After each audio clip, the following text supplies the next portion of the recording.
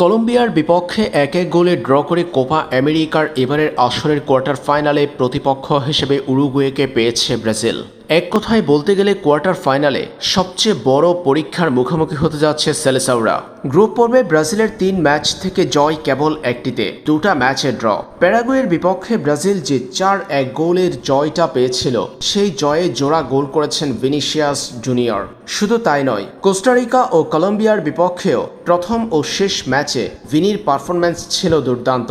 এক কথায় ব্রাজিলের বর্তমান দলটার নাম্বার 1 ফুটবলার ভিনিসিয়াস জুনিয়র। অথচ কোয়ার্টার ফাইনালের আগেই সেই ভিনিসিয়াস জুনিয়র নিষিদ্ধ হয়েছেন কনমেবলের কাছ থেকে। কোয়ার্টার ফাইনালের ম্যাচে উরুগুয়ের বিপক্ষে দেখা যাবে না ভিনিসিয়াস জুনিয়রকে। তারকা ব্রাজিলিয়ান এই ফরওয়ার্ড পড়েছেন নিষেধাজ্ঞায়। পরপর ২ ম্যাচে হলুদ কার্ড দেখায় ১ ম্যাচের নিষেধাজ্ঞায় পড়েছেন ভিনিসিয়াস জুনিয়র। প্যারাগুয়ের বিপক্ষের ম্যাচে হলুদ কার্ড পাওয়া ভিনিসিয়াস জুনিয়র কলম্বিয়ার বিপক্ষেও পেয়েছেন কার্ড, যার ফলে পরপর ২ হলুদ কার্ডের জন্য ১ ম্যাচের নিষেধাজ্ঞায় পড়েছেন ভিনি। উরুগুয়ের বিপক্ষে কোয়ার্টার ফাইনালের হাই ভোল্টেজ লড়াইয়ে ভিনিসিয়াস জুনিয়রকে ছাড়াই খেলতে হবে ব্রাজিলের।